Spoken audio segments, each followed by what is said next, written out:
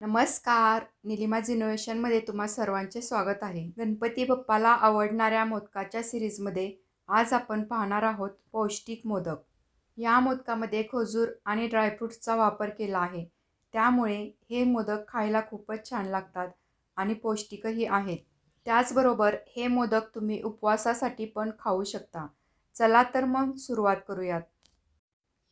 यासाठी मी 14 ते 15 खजूर स्वच्छ धुवून याचे छोटे छोटे तुकडे करून घेतले आहेत. आता मोदक करायला घेऊयात. पॅन गरम करायला ठेवला आहे. यामध्ये पाव कप डेसिकेटेड कोकोनट टाकून 1 मिनिट मंद आचेवरती भाजून घेऊयात. डेसिकेटेड कोकोनट नसेल तर तुम्ही वाळलेले खोबरे मिक्सरला बारीक करून घेतले तरी चालेल. खोबरे भाजून झाले आहे. आता याला काढून घेऊयात. खोबरे भाजून झाले की काजू, पिस्ता आणि बदामचे काप 1 टेबलस्पून घेतले आहे. यालाही 1 मिनिट मंद आचेवरती भाजून घेऊयात. ड्रायफ्रूट्स तुम्ही तुमच्या आवडीनुसार कमी जास्त टाकू शकता. 1 मिनिट ड्रायफ्रूट्स भाजून झाले आहेत. याला काढून घेऊयात.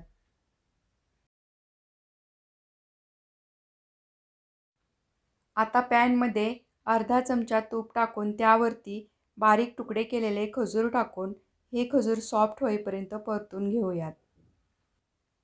हे मोदक करण्यासाठी खूपच कमी साहित्य लागते आणि करायलाही सोपे व पटकन होणारे आहे. तुम्ही नक्की करून पहा आणि कसे वाटले ते कमेंट्स बॉक्समध्ये सांगायला विसरू नका. तुम्ही पाहू शकता हे खजूर सॉफ्ट झाले आहे. याला सॉफ्ट होण्यासाठी 2 ते 3 मिनिट लागले. आता यामध्ये भाजून घेतलेले डेसिकेटेड कोकोनट व ड्रायफ्रूट्स टाकून गॅस बंद करूयात आणि याला चांगले मिक्स करून घेऊयात. खजूर गोड असल्यामुळे हे मोदक खायला गोड लागतात. त्यामुळे या मोदकामध्ये साखर किंवा गूळ टाकण्याची आवश्यकता नाही. खजूर, ड्रायफ्रूट्स आणि खोबरे सर्व एकत्र मिक्स करून झाले की याला डिशमध्ये काढून थंड होऊन देऊयात. तुम्हाला यामध्ये आवडत असेल तर वेलची पूडही टाकू शकता. मोदकचे मिश्रण थंड झाले आहे. याला हाताने मिक्स करून याचे मोदक करून घेऊयात. मोदक करण्यासाठी मी इथे मोदकाचा साचा वापरत आहे. या साच्याला आतून थोडे तूप लावून घेऊयात म्हणजे मोदकाचे मिश्रण याला चिकटणार नाही. तूप लावून झाले की यामध्ये सारण भरूयात. हे सारण भरताना बोटाने प्रेस करत भरणे म्हणजे याचा आकार व्यवस्थित येईल. सारण भरून झाले की मोदक साच्यातून काढून घेऊयात. तुम्ही पाहू शकता मोदक एकदम मस्त झाले आहेत. याच पद्धतीने मी हे सर्व मोदक करून घेते.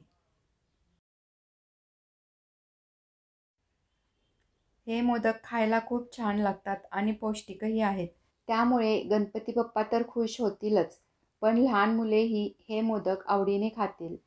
तसेच हे मोदक तुम्ही उपवासालाही खाऊ शकता. नक्की करून पहा आणि तुम्ही माझ्या चॅनलला अजून सबस्क्राईब केले नसेल तर नक्की करा. तयार आहेत आपले खजूरचे पौष्टिक मोदक. रेसिपी आवडली तर माझ्या चॅनलला नक्की सबस्क्राईब करा. पुन्हा भेटूया अशाच नवीन नवीन व्हिडिओसोबत. तोपर्यंत बाय बाय.